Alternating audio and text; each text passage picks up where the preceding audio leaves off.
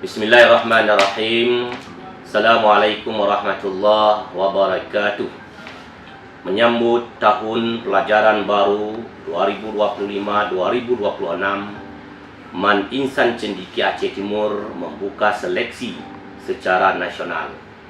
Saya Dr. Hazi Zulkifli SAG MPD selaku Kepala Bidang Pendidikan Madrasah pada Kantor Wilayah Kementerian Agama Provinsi Aceh mengajak dan menghimbau kepada seluruh masyarakat dan seluruh kepala madrasah, khususnya sanawiyah di lingkungan Kantor Wilayah Kementerian Agama Provinsi Aceh, untuk mengajak siswa-siswi terbaiknya untuk mendaftarkan pada seleksi nasional peserta didik baru Man Insan Cendekia Aceh Timur tahun pelajaran 2025-2026.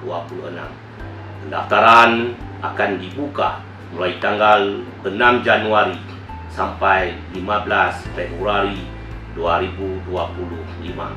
Dan perlu kami sampaikan bahawa Man Insan Cendekia Aceh Timur merupakan man terbaik dan termasuk dalam 1000 madrasah sekolah di tingkat nasional. Sekian dan terima kasih. Wassalamualaikum warahmatullahi wabarakatuh.